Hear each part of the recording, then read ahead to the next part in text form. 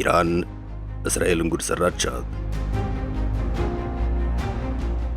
የኢራን አብዮታዊ ዘብ ጦር እስራኤልን አጥፍቶ ተበቅሏል። አይሁዶች ሸለብ እንዳደረጋቸው የኢራን ሚሳኤሎች የእስራኤል ሰማይ ሰንጥቀው ገብተዋል ተብሏል። የፋርሶቹ አይበገሬነት ዛሬም ዓለምን ማስደመሙን ቀጥሏል። እስራኤልም ጎራዴዋን አንስታ የመልስ ምት መስጠቷን ጀምራለች። በኔታንያሁ ተገፋፍተው ነው ጦርነቱን የጀመሩት በሚል ወቀሳ የሚሰነዘርባቸው የአሜሪካ ፕሬዝዳንት ዶናልድ ትራምፕ ግራ ተጋብተዋል። ኢራን ከጦር ሜዳ እስከ ድርድር ጠረጴዛ ድረስ የምትቀመስ ሀገር አልሆነችም። በአወዛጋቢ የተኩስ አቁም ስምምነት ለተወሰኑ ጊዜያት ጋብ ብሎ የነበረው የመካከለኛው ምስራቅ ጦርነት 100 ቀናት ሲደፍን ሌላ መዘዝ ይዞ መጥቷል። ኢራን እስራኤልን ልክ አስገባታለሁ ስትል ሚሳኤሎቿን ከዋሻዎች ውስጥ መምዘዝ ጀምራለች። የኢራን ተባባሪ የሆኑት ሄዝቦላና የመን ሁቲ እስራኤልን ማስጨነቅ ጀምረዋል። ሰላም ጤና ይስጥልን የተከበራችሁ ውድ ቤተሰቦቻችን፣ ዓለምን ያስደነገጠውን የኢራን እስራኤል አዲስ ጦርነት በጥልቀት እንዳስሳለን። አብራችሁን ቆዩ።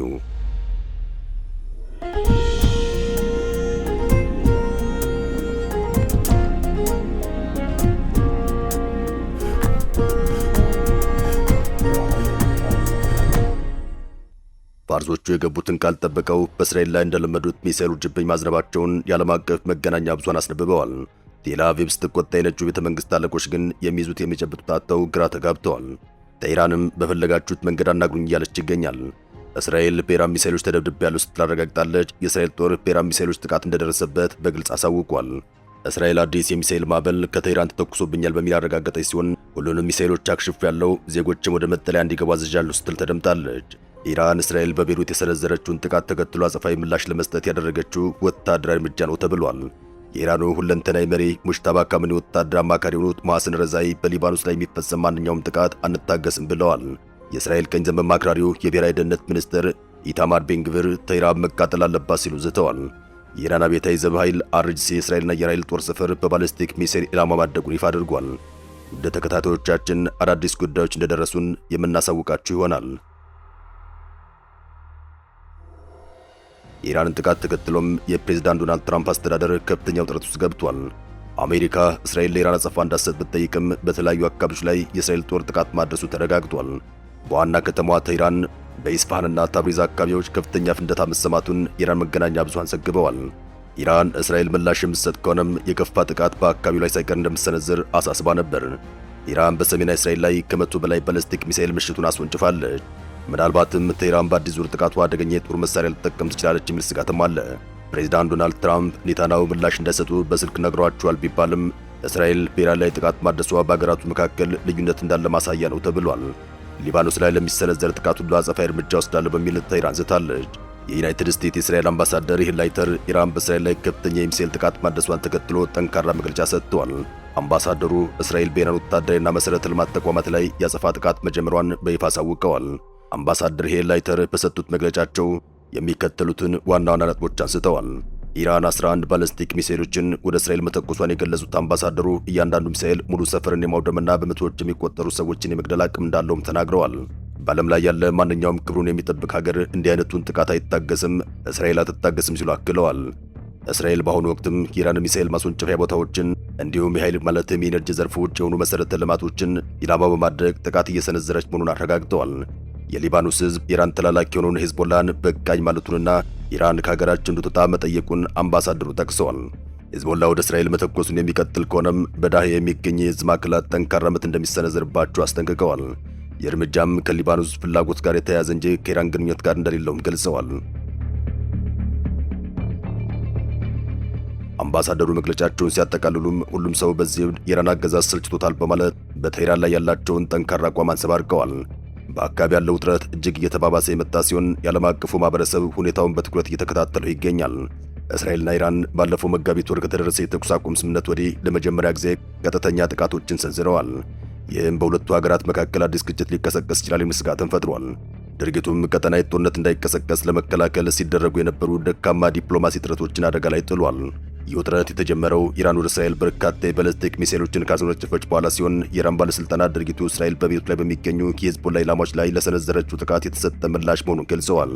የእስራኤል ኃይል እንዳስታወቀው አብዛኞቹ ሚሳኤሎች በእስራኤል አየር መከላከያ ስርዓት መክነዋል። እስራኤል በበኩሏ በዛሬው ዕለት በምዕራብና በማዕከላዊ ኢራን በሚገኙ ወታደራዊ ኢላማዎች ላይ የአየር ጥቃት በመሰንዘር ምላሽ ሰጥታለች። በዚህ ጥቃትም የሚሳኤል ማስወንጨፊያ ቦታዎችና ተያያዥ ወታደራዊ መሠረተ ልማቶች ኢላማ ስለመደረጋቸው ተነግሯል። በቴህራን፣ ኢስፋሃን፣ ታብሪጅ፣ ካራጅና ኬርማንሻን ጨምሮ በተለያዩ የኢራን ከተሞች ፍንዳታዎች መሰማታቸው ተዘግቧል።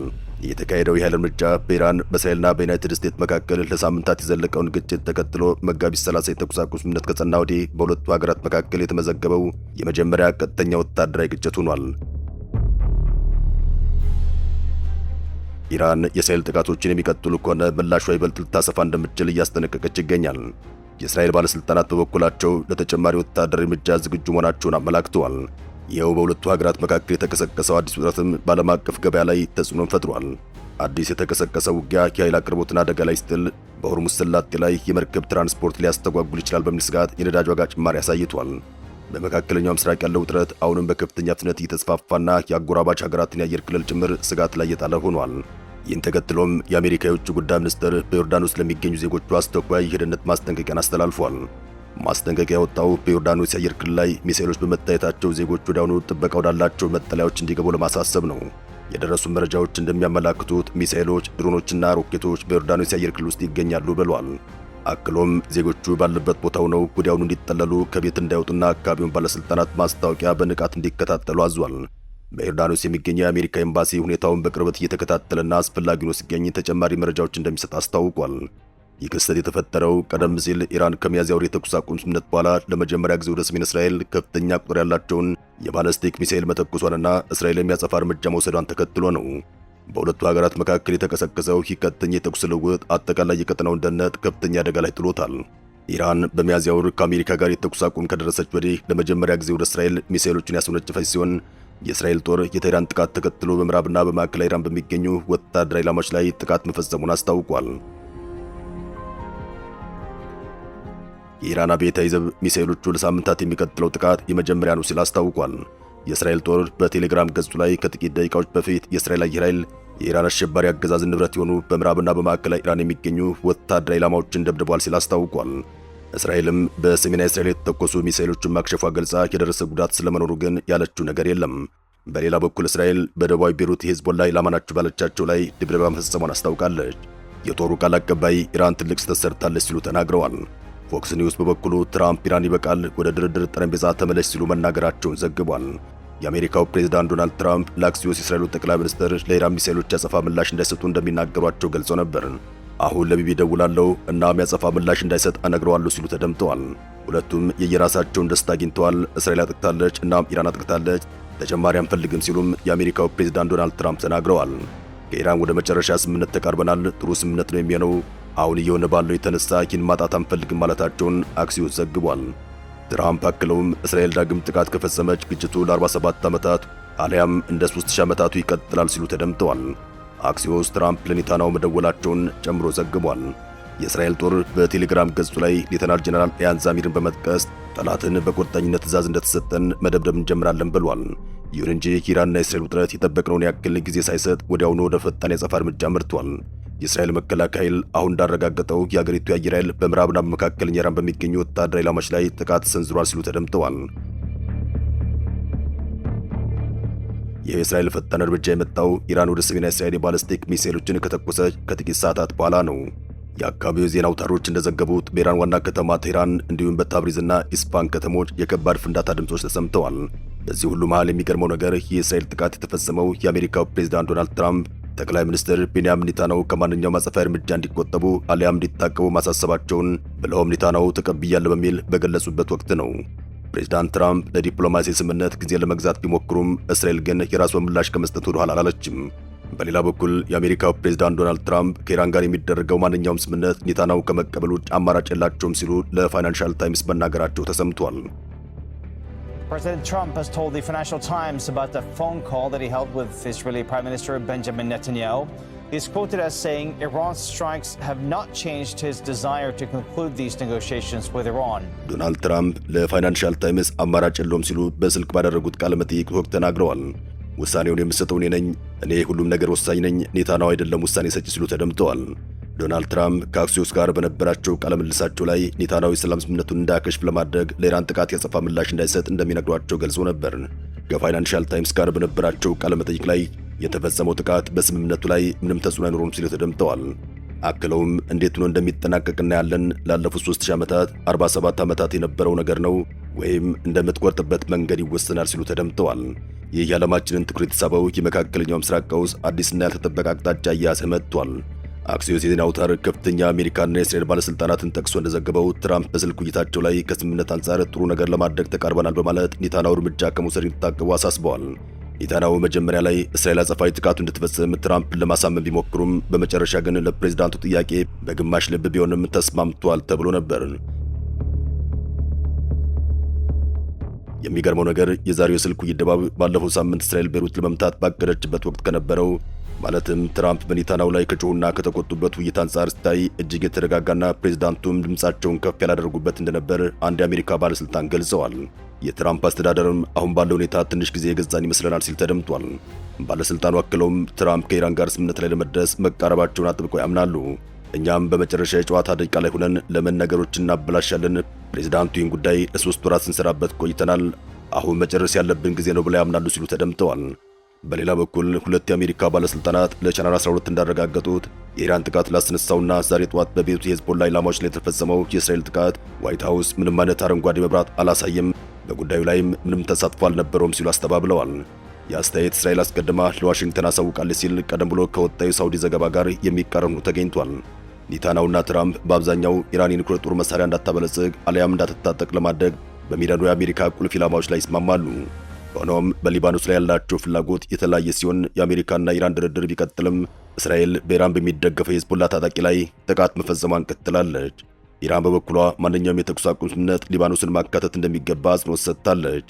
በኔታንያሁና በትራምፕ መካከል አለመግባባት መፈጠሩ የተሰማው አሜሪካ ለረጅም ጊዜያት ለእስራኤል እያደረገች ያለውን ድጋፍ የሚተቹ ዜጎች ብዛት እየጨመረ በመጣበት ወቅት ነው። የህዝብ አስተያየትን የሚሰበስበው ዋን ኒውስ የጥናት ተቋም ሚያዝያ ወር ላይ ባካሄደው ጥናት 60 በመቶ የሚጠጉ አሜሪካውያን በእስራኤል ላይ አሉታዊ አመለካከት አላቸው። በአውሮፓውያኑ 2023 ከሐማስ ጋር ጦርነቱ ከመጀመር በፊት አሉታዊ አመለካከት ያላቸው 42 በመቶ አሜሪካውያን ብቻ ነበሩ። ኢራን በመካከለኛው ምስራቅ ለረጅም ጊዜ ዘለቀ የታጠቀ ኃይል ያላት ሀገር ናት። ኢራን አሁን ላይ መሰማራት የሚችሉ 610 ሺህ ተዋጊዎች እንዳሏት ይገመታል። ይህም 350 ሺህ መደበኛ ወታደሮችና 190 ሺህ የእስላማዊ አብዮታዊ ዘብ አባላትን ይጨምራል። ኢራንን በየመን የሚገኙት የአማጽያን ጨምሮም በኢራቅ ያሉ ተዋጊዎች ይደግፏታል። የሊባኖሱ ሄዝቦላ እንዲሁም የፍልስጤሙ ሐማስ ከጎኗ እንደሆኑ ይታወቃል። እነዚህ አክሲስ ኦፍ ሬዚስታንስ በሚል የሚጠሩ ቡድኖች በቀጠናው ኢራንን ይደግፋሉ። ሐማስ ከአውሮፓውያኑ 2023 ወዲህ በእስራኤል በደረሰበት ጥቃት ተዳክሟል። ሆኖም ኢራን የተራዘመ ውጊያ ማካሄድ እንደምትችል ተንታኞች ይናገራሉ።